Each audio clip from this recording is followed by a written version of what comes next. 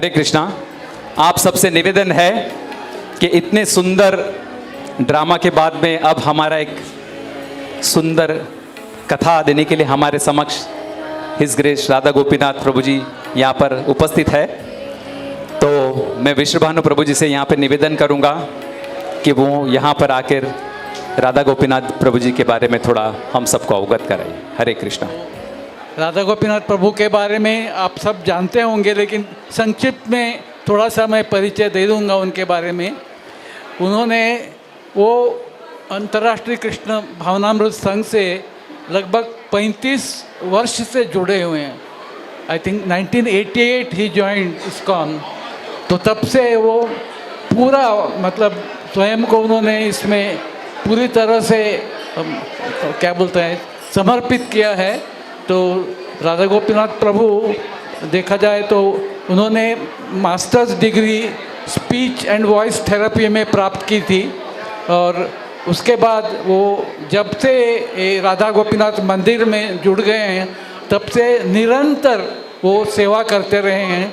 उनके प्रवचन जो हैं सब जगह उसका एप्रिसिएशन हो रहा है। वो अभी हाल ही में अमेरिका जाके वहाँ उन्होंने मतलब जीत लिया। You can say that he has conquered America, earlier he had conquered Russia. अलग अलग देशों को गए हैं और जहाँ भी वो जाते हैं वहाँ एक कांग्रेगेशन खड़ा हो जाता है। Very goes. So that is his speciality.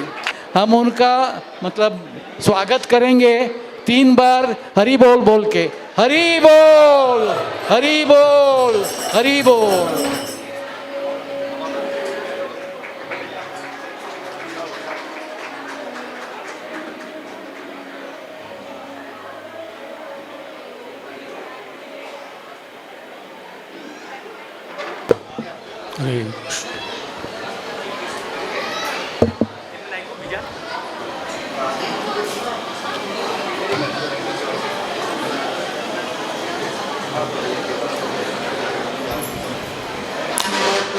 हरे कृष्ण।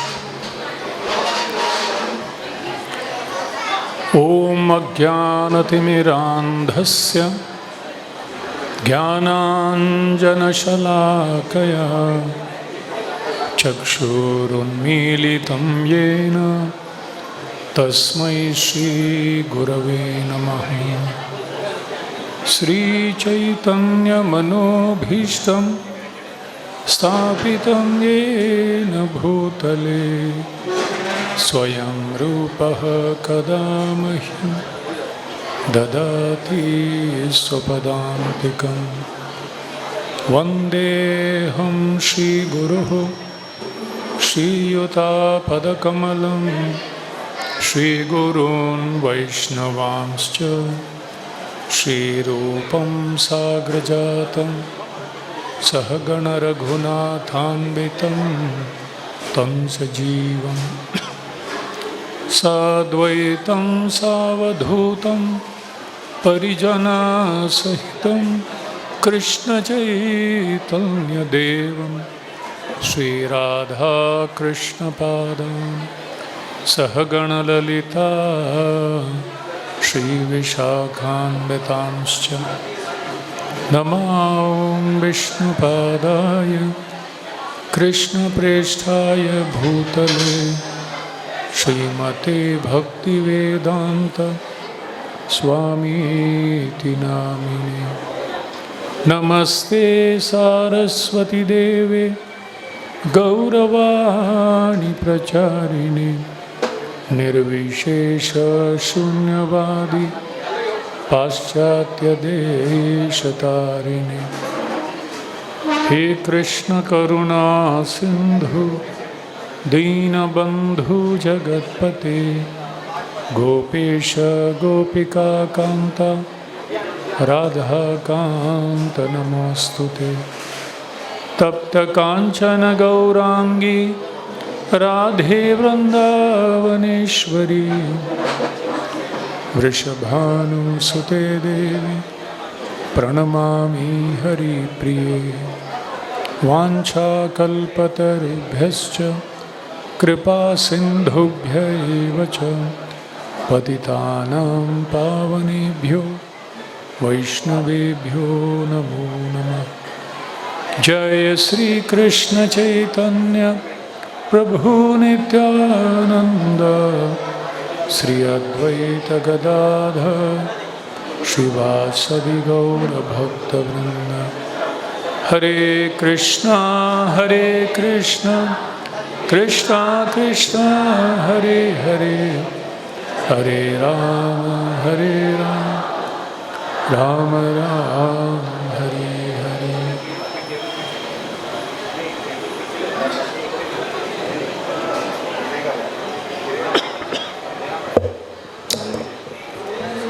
हरे कृष्णा।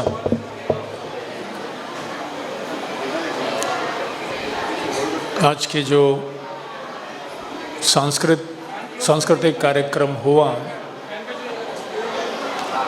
उसमें जिन बच्चों ने श्लोक, तत्पश्चात सुंदर नृत्य और अंत में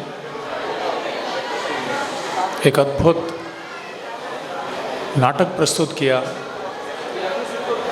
जो कई लोगों के आंखों में आंसू बहवा दिया, उन सब का और उनके पीछे जो निर्देशन करने वाले सदस्य थे, उन सब का मेरा हार्दिक अभिनंदन और कृतज्ञता अर्पण करना चाहूँगा।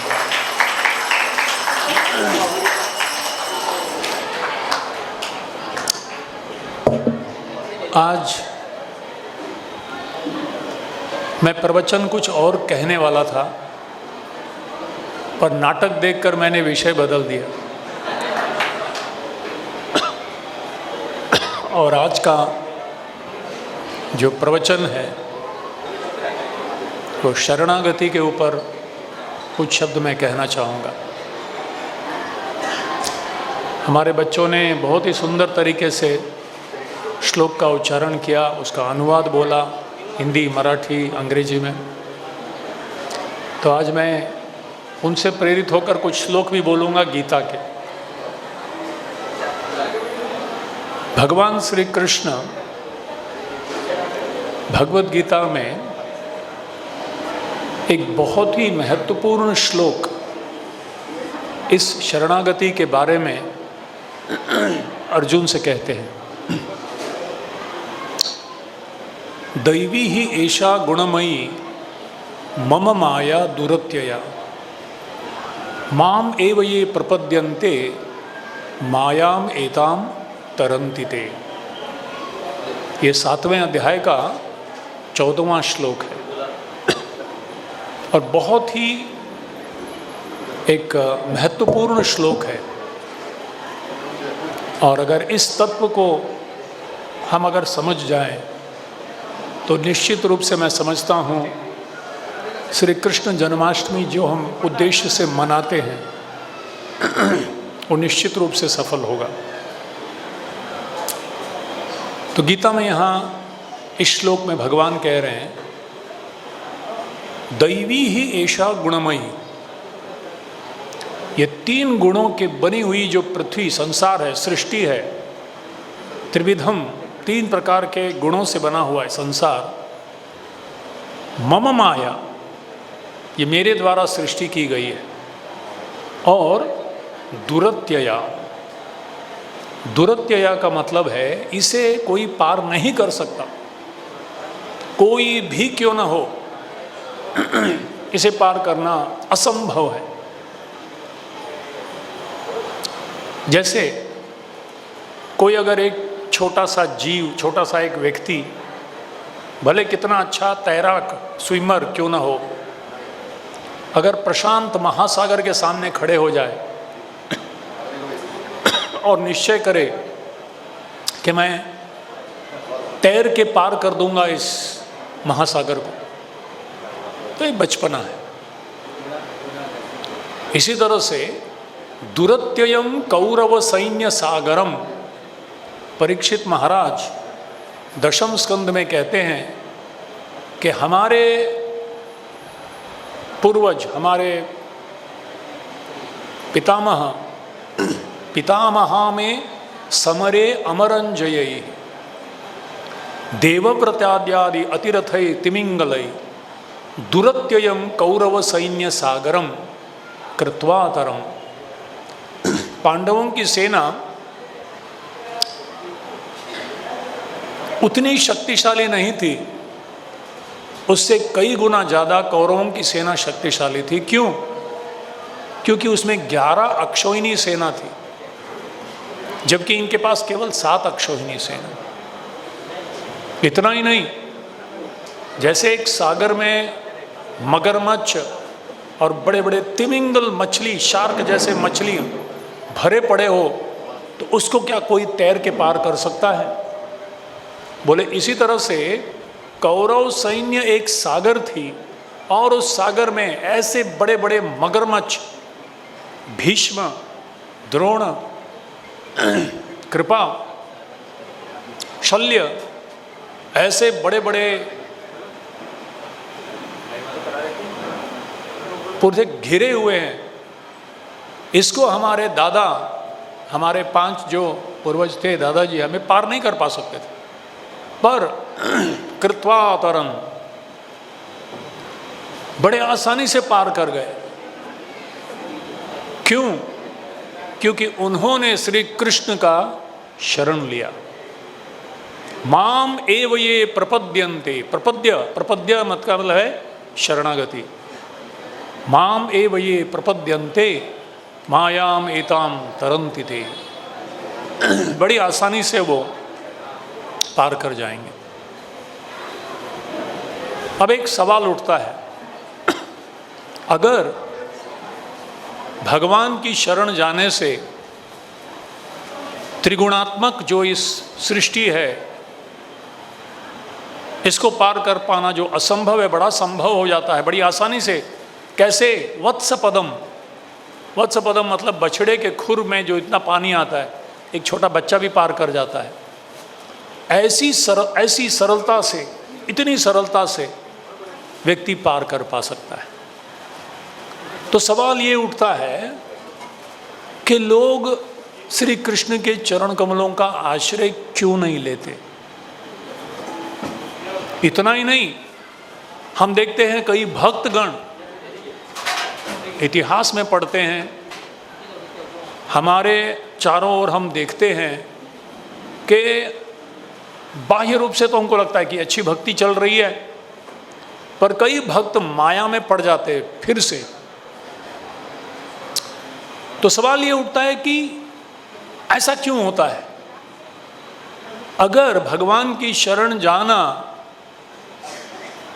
और उसके द्वारा माया को पार कर पाना इतना सरल है कि समुद्र जैसी विशाल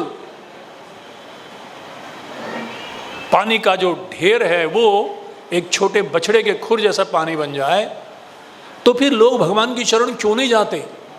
और जो गाए भी हैं वो क्यों फिर से माया में पड़ जाते हैं बार बार?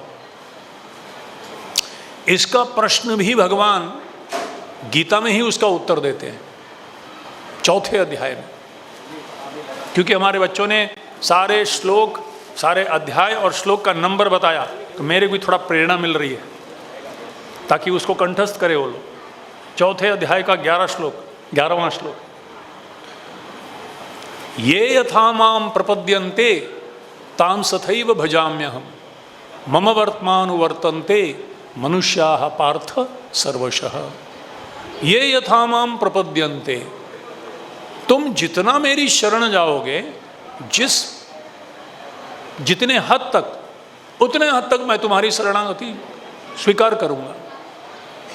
ये यथा माम प्रपद्यन्ते, मामेव ये प्रपद्यन्ते मायामेताम तरन्ति ते। पर ये यथा माम प्रपद्यन्ते, तुम अगर 2% शरण जाओगे तो 2% तुमको सहायता मिलेगी, तुम 10% करोगे तो 10% सहायता मिलेगी। द्रौपदी ने यहाँ 100% शरणागति की। बहुत ही सुंदर तरीके से भक्तों ने इसको, क्या मेरे आंखों से आंसू, मतलब नियंत्रण नहीं कर पाया मैं, क्योंकि मैं एक्चुअली ड्रामा देख रहा था, किसी ने पीछे से आया और साड़ी बांधा, पर मैं सोच रहा था, मैं मतलब थोड़े अलग ही दुनिया में चला गया। मैं एक्चुअली सोच रहा था कि 5000 साल पहले भरी सभा में, समझ लीजिए आज की दुनिया में अगर कहा जाए तो पार्लियामेंट में, आज के मतलब सारे नेता का जो जहां सब लोग एकत्रित होते हैं वो पार्लियामेंट है। दिल्ली के पार्लियामेंट में कोई मिनिस्टर, उसकी पत्नी, उसको एमएलए लोग पकड़ के ऐसे एमपी लोग जो है वो लोग निर्वस्त्र करने लगे, पूरा कैमरा लगा हुआ है, दुनिया देख रही है। एक क्षण के लिए आप सोचिए, इसमें से कोई स्त्री को यहां खड़ा कर दिया जाए, कोई सहन कर पाएगा?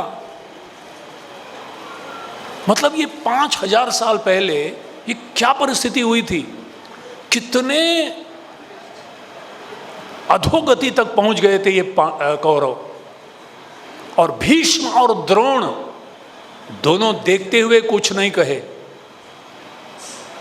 इसीलिए जब भगवान गीता में कहते हैं परित्राणाय साधूनाम विनाशाय तो दुष्कृताम, ये दुष्कृति में भीष्म और द्रोणाचार्य भी आ गए, क्योंकि बैठे हुए थे, वो देख रहे थे, कुछ नहीं बोले। केवल एक व्यक्ति बोला और वो था, एक तो विकर्ण बीच में उठ के बोला, हालांकि वो कौरवों के बीच में था वो। और विकर्ण वही व्यक्ति है जो फिर से पांडव की सेना में आया युधिष्ठिर महाराज के आमंत्रित करने पर। उन्होंने कहा कि जिसको इधर आना आ लो, और मेरी सेना में कोई जा सकता तो जाओ। और सबसे महत्वपूर्ण थे विदुर जी, और इसीलिए विदुर जी बहुत प्रिय हो गए श्री कृष्ण को, और अपने हाथों से भीष्म और द्रोण को मरवाया श्री कृष्ण ने। बाणों की शैया पे लेटे हुए थे, उनका खून एक एक खून निकल रहा था, पूरा सूख गया था शरीर। शारीरिक रूप से उनको सजा दी, आध्यात्मिक रूप से उनका उद्धार किया। क्यों? क्योंकि भीष्म का मन पांडवों के प्रति था और शरीर कौरवों के प्रति। क्योंकि शरीर कौरवों के प्रति था, कौरवों के पक्ष में था, इसीलिए शरीर के उन्होंने खून, एक एक बूंद खून निकाला, बाणों की शैया पर लेटे रहे। और क्योंकि आत्मा, मन पूर्ण रूप से पांडवों के प्रति था, कृष्ण खुद व्यक्तिगत रूप से, भीष्म जब शरीर छोड़ के जा रहे थे, व्यक्तिगत रूप से पांडवों को लेकर उनके सामने आए। और भीष्म एक महाजन माने जाते हैं, धार्मिक धर्म को जानने वाले व्यक्ति। भीष्म को समझना थोड़ा मुश्किल है, एक महान व्यक्ति भी हैं, पर एक महान व्यक्ति अगर गलती करे तो उसका परिणाम बहुत बड़ा होता है। अगर प्रधानमंत्री भारत का एक छोटा सा लेटर साइन कर दे कि गो हत्या हो सकती है, तो करोड़ों गाय मारे जाएंगे। क्यों? बड़े व्यक्ति का छोटा गलती भी बड़ा परिणाम होता है उसका। तो सवाल ये उठता है कि अगर भगवान की शरण जाने से कोई पार कर जाता तो क्यों नहीं करता? क्योंकि ये यथा माम प्रपद्यन्ते, शायद हमारी शरणागति पूरी नहीं है। अब फिर दूसरा सवाल उठता है, वही भगवान श्री कृष्ण 4 अध्याय के 9वें श्लोक में कहते हैं, जन्म कर्म च मे दिव्यम एवं यो वेति तत्वतः त्यक्त्वा देहम पुनर्जन्म नैति मामेति सोर्जुनम। अर्जुन, जो मेरे जन्म और मेरे कर्म, दिव्य जन्म और दिव्य कर्म को तत्वतः जानता है, ये शब्द बड़ा महत्वपूर्ण है। एवं यो वेत्ति तत्वतः, अगर हम कृष्ण को तत्वतः जान जाएंगे तो त्यक्त्वा देहम पुनर्जन्म नैति, इस शरीर को छोड़ने के बाद फिर से इस भौतिक संसार में हम जन्म नहीं लेंगे, बल्कि वापस भगवत धाम चले जाएंगे, प्रवेश करेंगे, back home, back to God head.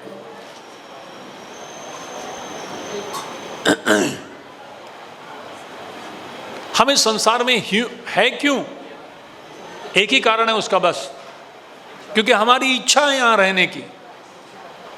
अभी भी हमारे अंदर बहुत सारी इच्छाएं हैं, नहीं यहाँ रहना है, थोड़ा इतना भी बुरा जगह नहीं है यार, थोड़ा भोग कर लेंगे, थोड़ा अच्छा सिचुएशन बना देंगे। तो जब तक हमारी बहुत सारी इच्छाएं रहेंगी भोग करने की कृष्ण से अलग होकर, तब तक ये भौतिक संसार बने रहेगा, हम यहां रहेंगे। और जब तक कृष्ण को तत्वतः नहीं जानेंगे तब तक हम यहां से बाहर नहीं निकल सकते।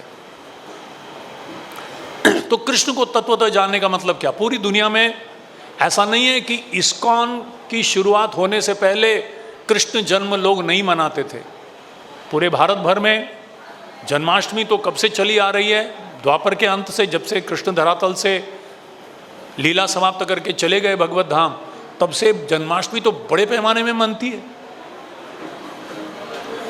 फिर तत्वतः जानने का मतलब क्या? कृष्ण को तत्वतः जानने का मतलब क्या? कई लोग दही हंडी करते हैं, कब से चले आ रहे हैं महाराष्ट्र में, गोपाल जन्माष्टमी मनाते हैं, हजारों लाखों की संख्या में लोग मंदिर जाते हैं, पूजा करते हैं, घर में अभिषेक करते हैं। हमारे परिवार में तो कई पीढ़ियों से चला आ रहा है, दक्षिण भारत में मैंने देखा हुआ है। तो तत्वतः जानने का मतलब क्या है?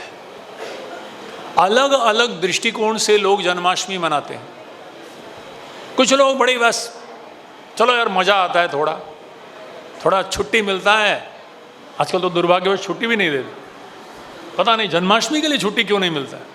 रामनवमी को छुट्टी मिलता है, दूसरी छुट्टी मिलता है, पर जन्माष्टमी को छुट्टी नहीं।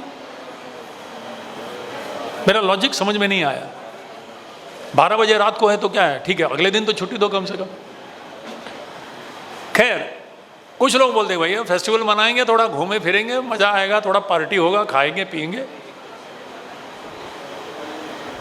कुछ उद्देश्य। कुछ लोग भगवान के पास जाएंगे, भाई हे प्रभु थोड़ा मेरी बहुत सारी इच्छाएं मनोकामना पूरी कर दे, बस तेरी जन्म दिवस है, थोड़ा गिफ्ट दे दे मेरे को, मैं तेरे को रिटर्न गिफ्ट में थोड़ा आधा उसका 20% तेरे को चढ़ा दूंगा। तो इस इच्छा से लोग जाते हैं। और भी अलग अलग इच्छाएं होती है। पर कृष्ण को तत्वतः जानने का मतलब क्या? सबसे पहले भगवान कहते हैं 9वें अध्याय के 11वें श्लोक में, अवजानन्ति माम मूढ़ा मानुषीम तनुमाश्रितम परम भावमजानन्तो मम भूत महेश्वरम। अर्जुन, अवजानन्ति माम मूढ़ा, जब मैं अवतरित होता हूं और मनुष्यों के बीच मनुष्य जैसे चलता फिरता हूं, तो लोगों को लगता है ये तो हमारे जैसा ही है कृष्ण।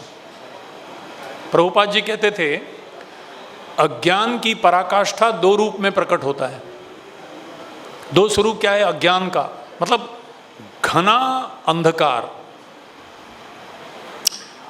भगवान जब अवतरित होते हैं उनको एक मामूली व्यक्ति समझना, और एक मामूली व्यक्ति कुछ छोटा चमत्कार कर दे तो उसको भगवान समझना, ये अज्ञान का, घोर अंधकार का 2 लक्षण है।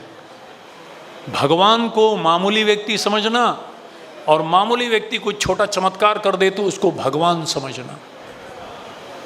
तो ये सबसे निम्न श्रेणी के स्तर पर है। उसके ऊपर और एक जगह भगवान कहते हैं ज्ञान यज्ञेन चाप्यन्ये यजंतो माम उपासते एकत्वेन पृथक्त्वेन बहुधा विश्वतो मुखम। 3 प्रकार के लोग, मतलब आप एक सीढ़ी सोचिए, सीढ़ी में पहला सीढ़ी, दूसरा, तीसरा, चौथा, 5वां, ऐसे चढ़ते हुए जा रहे हैं। तो कम से कम कुछ लोग सोचते हैं कि कृष्ण भी भगवान है, तू भी भगवान, मैं भी भगवान। एक्चुअली सब भगवान है, हम लोग सिर्फ भूल गए हैं। हमारे एक मित्र हैं, उनके पिताजी हर रोज आरती करते हैं, आरती का प्लेट बनाते हैं, धूप दीप नैवेद्य सब कुछ लगाते हैं। और वो आरती करने का तरीका कैसा उनका, ये खुद उन्होंने बताया।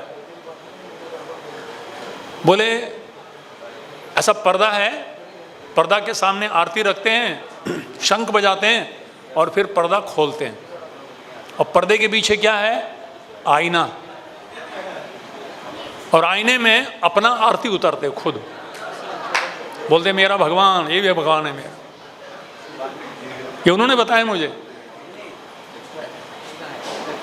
सुख संपत्ति घर आए, कष्ट मिटे तन का, जय जगदीश हरे, मैं ही हूं।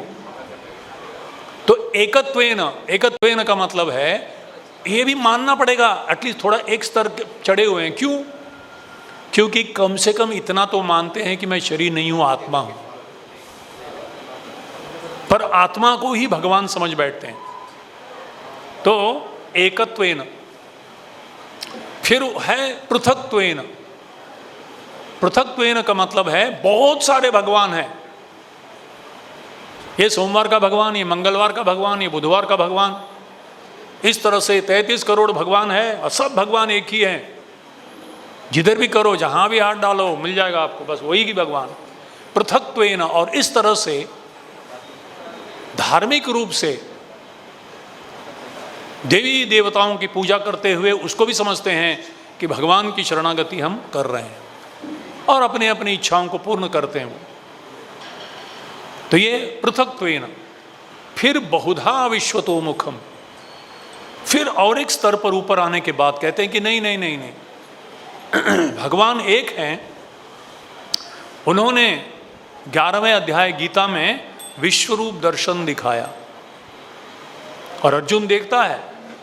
अर्जुन जब भगवान के विश्वरूप को देखता है, सारे देवी देवता भगवान के शरीर में देखता है। ब्रह्मासनस्तम, ब्रह्मा शिव जी जितने सारे देवता हैं सब उनके अंदर समाया हुआ देखता है, और विश्व रूप को प्रणाम करता है, महान। और ये सारा सृष्टि जो है ये भगवान का ही स्वरूप है, इस तरह से मानता है। तो ये तीसरे स्तर का व्यक्ति है। एकत्वेन, पृथक्त्वेन, बहुधा विश्वतोमुखम। तत्पश्चात और थोड़ा ऊपर आने के बाद उसे समझ में आता है कि भगवान एक व्यक्ति हैं।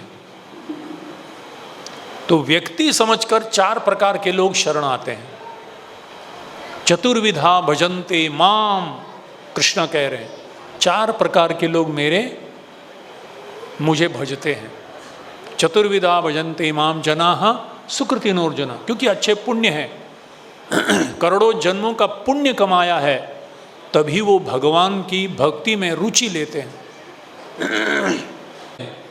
स्वाभाविक रूप से जैसा लोहे का टुकड़ा चुंबक की ओर आकर्षित हो जाता है, वैसे जो धार्मिक, जो पुण्यात्मा, करोड़ों जन्मों का पुण्य है, वो स्वाभाविक रूप से भगवान के प्रति आकर्षित उनको होता है। पता नहीं क्यों, भले उनको ज्ञान हो या ना हो, पर भगवान के प्रति स्वाभाविक रूप से आकर्षण रहता है।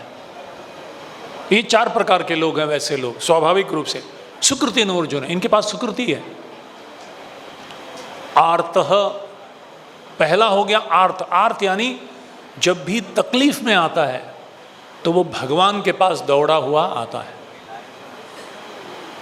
दुख दूर करने के लिए। अच्छी बात है। अरे बेटा बाप के पास नहीं जाएगा, बच्चा माँ बाप के पास नहीं जाएगा, तो और किसके पास जाएगा? सही जगह है। कुछ लोग समस्या आने पर बार में जाके दारू पी के सो जाते, बोलते बस अभी टेंशन दूर हो गया। कुछ लोग और कुछ करते हैं, अलग अलग तरीके से, अलग अलग चीज़ों का, अलग अलग व्यक्तियों का, अलग अलग परिस्थितियों का आश्रय लेते हैं। पर अगर वो सुकृति वाला पुण्यात्मा हो तो कम से कम दुख दूर करने के लिए वो भगवान के पास जाएगा। तो आर्तः। फिर अर्थार्थी, कुछ भी मनोकामनाएं पूरी करनी है तो कम से कम भगवान के पास जाएगा। सही बात है। इधर उधर जाने के पहले भगवान के पास आओ। त्वमेव माता च पिता त्वमेव, त्वमेव बंधुश्च सखा त्वमेव, त्वमेव विद्या द्रविणम त्वमेव, त्वमेव सर्वम मम देव देव। तुम ही सब कुछ हो। तो मांगूंगा तो तुमसे ही मांगूंगा। तुमने सृष्टि रचा है, तुम सबके नियंत्रण करता हो, तुम ही सबके पालन करता हो, तो इसीलिए मैं तुम्हारे पास आया हूँ। अच्छी बात है, कोई गलती बात नहीं है। पर क्या मांगना है उसे नहीं समझता, बस उतनी ही मांगता है। करोड़पति के पास जाके बोले मुझे 2 रोटी दे दो ना, अरे वो कुछ और भी दे सकता है, अरबपति आदमी है और उसके पास जाके मांग रहे 2 रोटी बस आज का, कल सुबह भूख लगेगा तो। अरे कुछ ऐसा चीज मांगो जिससे हमेशा के लिए मांगने का समस्या दूर हो जाए। ये बुद्धिमता का लक्षण। तो आर्तः अर्थार्थी। तीसरा जिज्ञासु।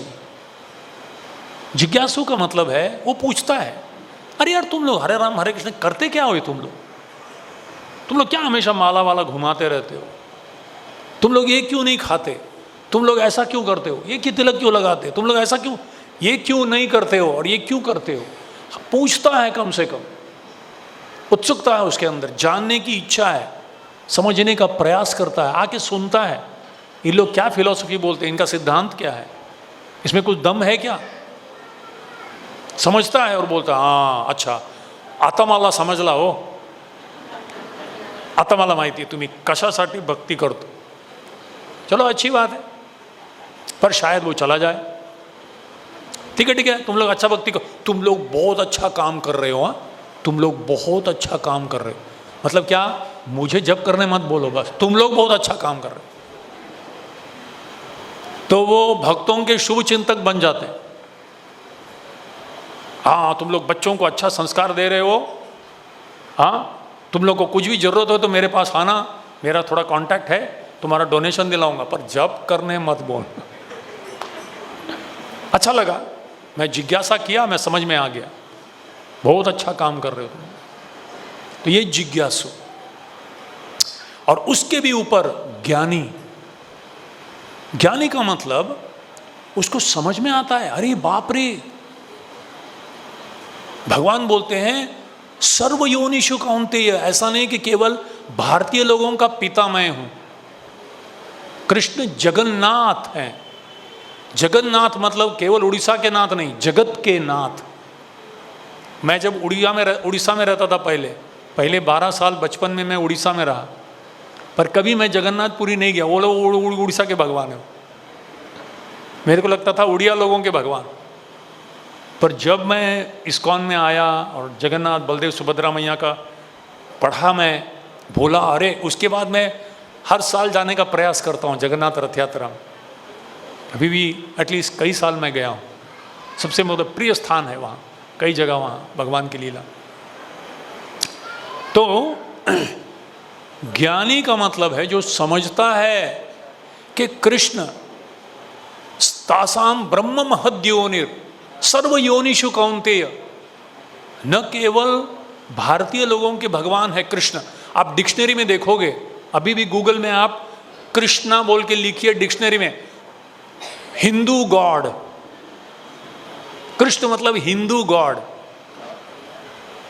इनको ये नहीं मालूम तासाम ब्रह्म महद्योनिर, जितने सारे सर्वयोनिषु, केवल मनुष्य, केवल भारतीय नहीं, केवल इस विश्व के नहीं, सर्वलोक महेश्वरम, ब्रह्मलोक से लेकर पाताल लोक तक 14 लोक और अनंत कोटि ब्रह्मांड जो है वो उन्हीं के एक एक रोम से निकलता है। और वो नारायण जिनके रोम से अनंत कोटि ब्रह्मांड निकलते हैं, वो नारायण भगवान श्री कृष्ण के एक विस्तारित रूप है। कितनी मूर्खता है, कितनी कम बुद्धि है हमारी कि हम कृष्ण को एक मामूली व्यक्ति समझ बैठते हैं। अच्छा, उससे भी ऊपर थोड़ा गया कोई। कभी कभी क्या होता है, ये 4 प्रकार के लोग, आर्त यानी तकलीफ में या मनोकामना को पूर्ण करने के लिए, या जिज्ञासु या ज्ञानी, ये लोग भगवान के पास आते हैं, पर आने के बाद अपनी इच्छा पूर्ण हो गई तो हरि बोल बोल देते हैं। जब आते हैं तो उनका स्वागत करता है 3 बार हरि बोल, और उनकी इच्छा पूर्ण हो गई तो हरि बोल। और इसीलिए उनको कहा गया है कि वो सौभाग्यशाली हैं, पर अगर सौभाग्यशाली बने रहना है तो टिके रहना है उनको। फिर और एक आता है, महात्मानस्तु माम पार्थ दैवीं प्रकृतिमाश्रिता भजन्ति अनन्य मनसो ज्ञात्वा भूतादिम अव्ययम। ये महात्मा है। महात्मा कौन है? महात्मा का मतलब सर मुंडवाए हुए या लंबा दाढ़ी वाले गेरुआ वस्त्र पहने हुए नहीं। महात्मा विदुर, हाँ, जितने महान भक्त हुए भगवान के, अनन्य भाव से, बिना कोई अपेक्षा किए प्रेम से सेवा करने की इच्छा रहे। सारी की सारी ब्रज की गोपियां महात्मा थी। जितने सारे सृष्टि के बड़े बड़े ऋषि मुनि, कड़क ब्रह्मचारी, महान वैष्णव हुए, सब आचार्य गोपियों के चरणों का धूल लेना चाहते हैं, क्योंकि वो गोपियां महात्मा थी। क्यों? अनन्य भाव से भगवान की शरण गई थी वो। सो अनन्य भक्त महात्मा है। दैवीं प्रकृतिम आश्रिता। दैवीं प्रकृति मतलब श्रीमती राधा रानी, जो अंतरंग शक्ति है भगवान की, माता है। वो माता जब कृपा करेगी तो पिता के प्रति श्रद्धा या भक्ति बढ़ना बड़ा आसान। जब पिता देखते हैं तो थोड़ा डिसिप्लिन करते हैं, पर माता जो है वो कैसा भी क्यों ना हो, नालायक लड़का है पर फिर भी आजा बेटा चल खा ले।